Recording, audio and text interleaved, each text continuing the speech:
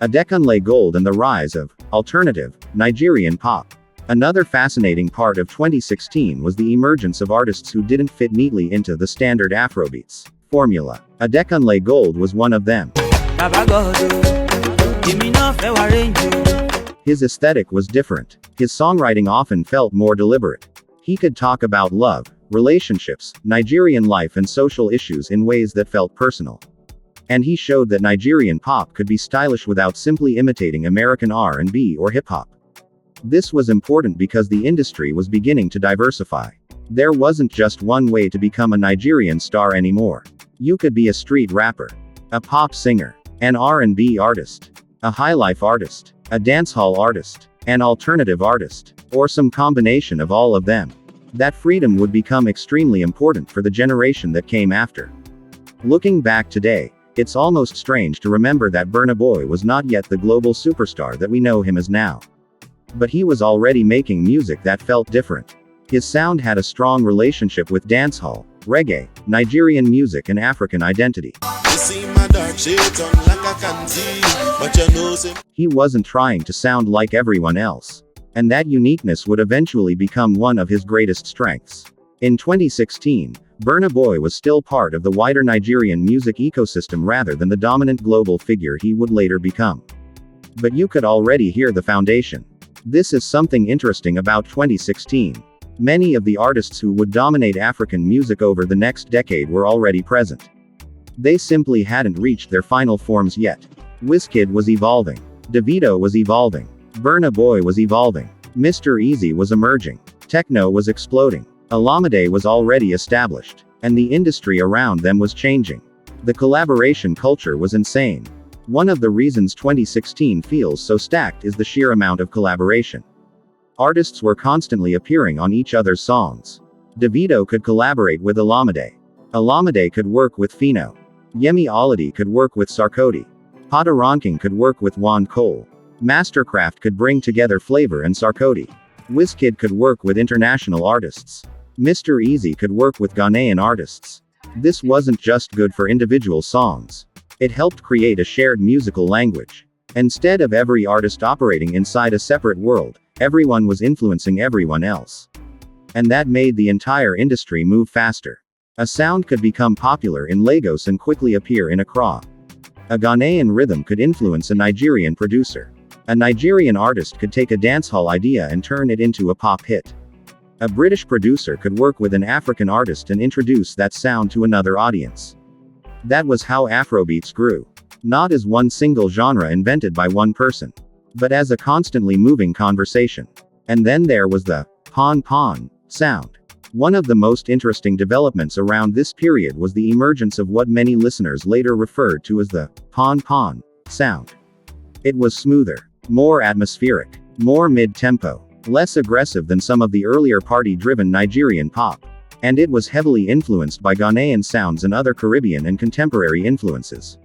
This was an important evolution, because it made Afrobeats easier to blend with other genres. You could put it next to R&B. You could put it next to dancehall. You could put it next to pop. You could put it next to electronic music. The rhythm didn't have to dominate everything. It could sit underneath the melody. And that would become extremely influential in the years that followed. Streaming was changing the rules. Another reason 2016 matters is technology.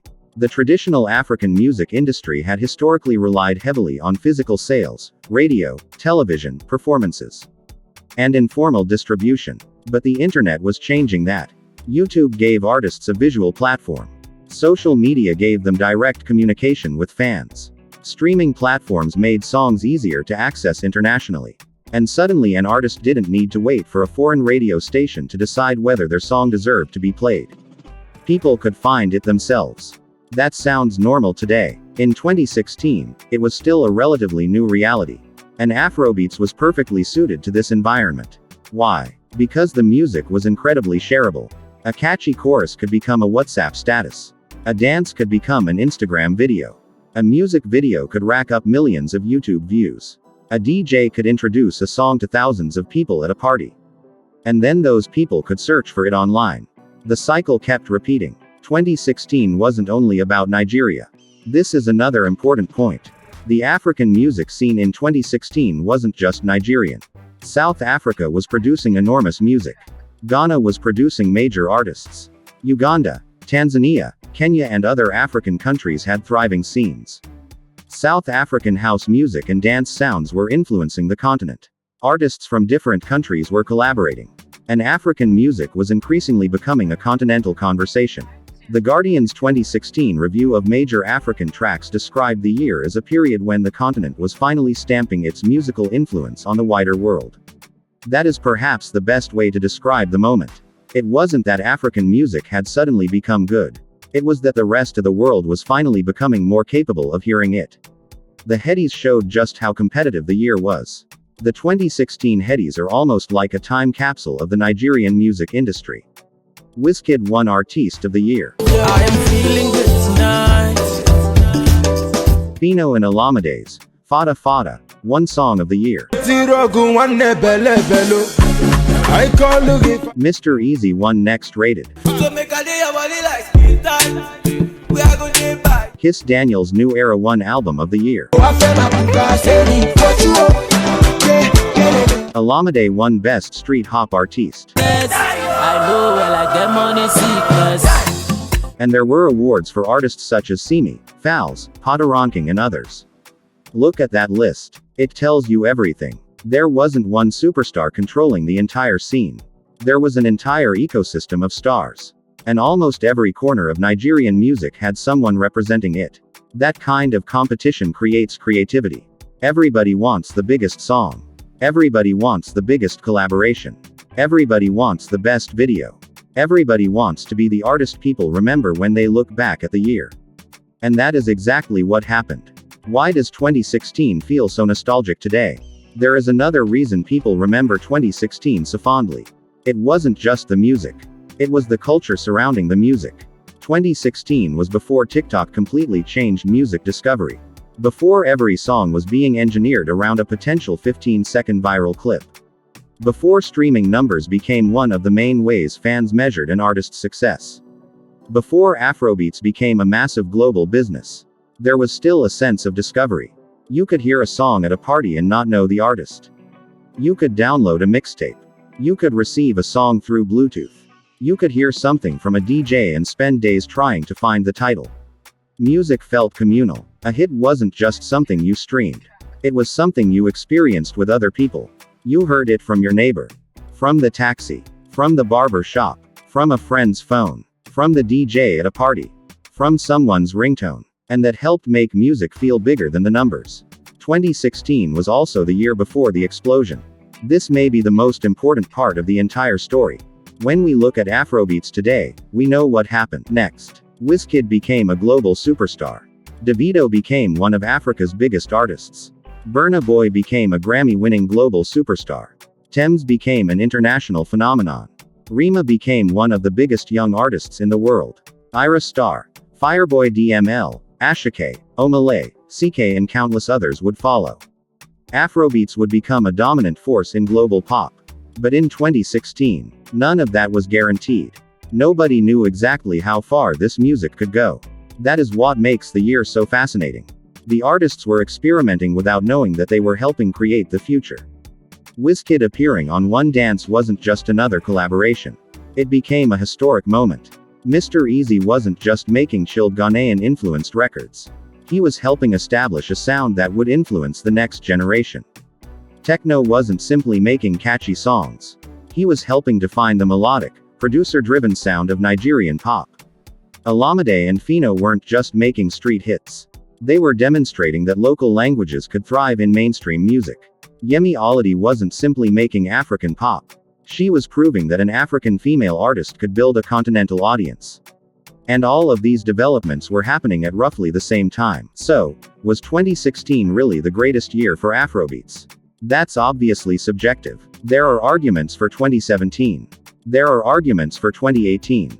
There are arguments for 2021, when Afrobeats truly exploded into the global mainstream in a much bigger way. But 2016 has a special argument. Because it wasn't necessarily the year Afrobeats became the biggest genre in the world. It was the year the world started realizing that it could become one. That distinction is important. 2016 was the beginning of a new chapter. The international industry was paying attention. Streaming was growing. African artists were collaborating with global stars. The UK was building infrastructure around Afrobeats. Nigerian artists were becoming more confident about their international ambitions. And the music itself was becoming more flexible and globally accessible. Official charts retrospective on Afrobeats identifies 2016 as a major point in that story, highlighting One Dance, the growth of Afrobeats radio in the UK and several tracks from the emerging scene. And the evidence is everywhere. Listen to the records from that year. Look at who was collaborating. Look at who was winning awards. Look at who was signing international deals. Look at the producers. Look at the music videos. Look at the influence of Ghana. Look at the relationship with London. Look at Wizkid's international breakthrough. And then compare that moment with where African music is today. The connection becomes obvious. The biggest legacy of 2016 isn't one song. It isn't even one artist. It's the fact that the African music industry started to understand its own international potential. Artists stopped looking at international success as something that required them to completely change who they were. Instead, they could take what was already working in Lagos, Accra, Johannesburg, or other African cities and build outward from there. That mentality changed everything. And perhaps that's why 2016 still feels so crazy. Because when you listen to the music today, you can hear the future hiding inside it. You hear the melodies that later became Afrobeat staples. You hear the production techniques that would be refined over the next decade. You hear artists who would eventually become global superstars before they became global superstars. And you hear an industry that was still hungry. Still experimenting. Still trying things. Still figuring itself out. There was no guarantee that Afrobeats would become what it is today. But the pieces were already on the table. Wizkid had the international connection. Davido had the superstar energy. Olamide had the streets. Phyno had regional identity. Yemi Alade had continental appeal. Tiwa Savage had the crossover experience. Tekno had the melodies. Mr. Eazi had the new school vibe. Burna Boy had the individuality. The producers had the sound. The internet had the distribution. The diaspora had the audience. And the world was finally listening. That is why 2016 was such a crazy year for music. It wasn't simply because there were many good songs. It wasn't simply because everyone had a hit. It was because an entire musical culture was standing at the edge of something enormous. The world didn't know it yet. The artists didn't fully know it yet. Even the fans probably didn't know it.